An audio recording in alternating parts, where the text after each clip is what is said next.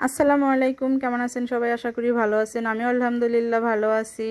ফরিদপুরের মেয়ে কুষ্টিয়ার বৌমাতে এই পেজে আরেকটা লং ভিডিও নিয়ে আসলাম প্রায় 1-1.5 মাস পরে। মানে লং ভিডিও একদম দেওয়াই হয় না, সময়ের অভাবে একদম এডিট করা হয় না। আর এডিট করা হয় না দেখে মোবাইলের গ্যালারি ভরে যায়, পরে ভিডিওই ডিলিট করে দেওয়া লাগে। এই ভিডিওটা প্রায় 1 মাস আগেকার। তা ভাবলাম যে না, এখানে একটা লং ভিডিও দেওয়া যাক। আর যেহেতু আজকে জানুয়ারি মাসের ফার্স্ট, তাই সব জায়গায় ভাবছি একটা করে লং ভিডিও অন্তপক্ষ দিব। সবাই চেষ্টা করবেন সপ্তাহে না পারলেও 3টা করে লং ভিডিও দেওয়ার, যেগুলো আপনাদের মনিটাইজেশন করা হয়নি। তা আমার এই পেজটা ফরিদপুরের মেয়ে কুষ্টিয়ার বৌমা, এটা নতুন পেজ, এখানে আমার মনিটাইজেশন করা হয়নি এখনও। তাই এখানে আমি লং ভিডিওটা একটু কমই দেই অন্য অন্য ভিডিওর পেজের থেকে। যেমন অন্য পেজে আমি প্রতিদিনই একটা করে দেওয়ার চেষ্টা করি, ইদানিং সময়ের অভাবে আমার তেমন লং ভিডিও দেওয়া হয় না। তো এখানে তো বাটা মশলা দিয়ে দিলাম পেঁয়াজের ভিতরে। আর এখানে হচ্ছে পেঁয়াজ পাতা নিয়ে আসছে, পেঁয়াজ পাতার যে পেঁয়াজগুলো থাকে সেটা দিয়ে আজকে তরকারিটা হবে। মানে নতুন পেঁয়াজ, নতুন আলু, সব কিছুই নতুন নতুন, ফুলকপি। যেহেতু ভিডিওটা 1 মাস আগের, তখন এই তরকারিটা খেতে এত ভালো লাগছিল বলে বোঝাতে পারবো না। আর এই বাটা মশলাটার কারণে আমার কাছে তরকারি বেশি ভালো লাগে, কেননা এখানে সব ধরনের বাটা মশলা মিলাই আমি পাটায় বেটে নেই। যতই কষ্ট হোক টাটকা একটু বেটে নেওয়ার চেষ্টা করি। তো এখানে কিন্তু একটা পেঁয়াজের হাই দেয়া হয়েছে। পেঁয়াজের হাই আবার চিনেন কিনা জানি না, পেঁয়াজ কলি বলে, পেঁয়াজ ফুল বলে।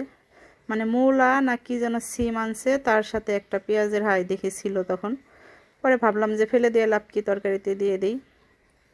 আর তো যে ফুলকপিটা দিয়ে আমি এখন সুন্দর করে কষিয়ে নেব আলুগুলার সঙ্গে। তাই কষাতে কষাতে আমি পাশের চুলে আবার একটু গরম পানি দিয়ে দিছিলাম ঝোলের জন্য, যে গরম পানিটা দিলে কিন্তু তাড়াতাড়ি বলক এসে যায়। আর এমনিতেই শীতের দিনে গ্যাস থাকে না একদমই চুলায়, রান্না করতে আসি 3টা বাজে প্রায়। তাই জন্য ঝটপট যেভাবে হয় সেভাবে করার চেষ্টা করি। এই যে অপেক্ষা করে বসে থাকি, যেমন আজকে ভিডিওর ভয়েস দিতেছি 2টার উপরে বাজে, আমি এখনও রান্না করতে যাইনি, কেননা আমার বাসায় এখনও গ্যাস আসেনি। গ্যাস যখন আসবে তখন রান্না করতে যাব। তো কিছু করার নাই, ঢাকা শহর বলে কথা।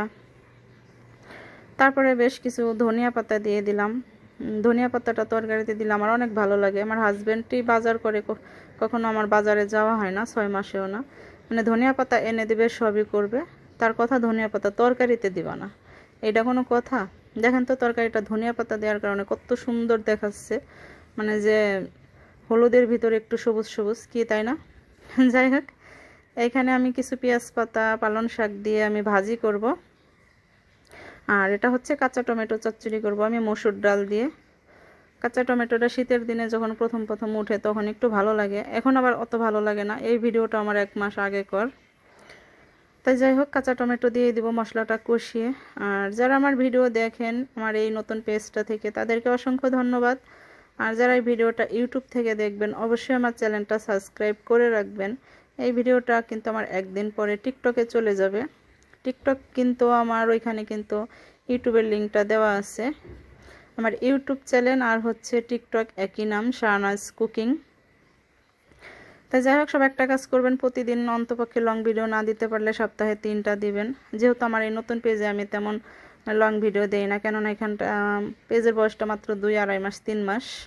এখানে মনিটাইজেশন করানো হয়নি এখনও, মানে মনিটাইজেশনটা হয়নি।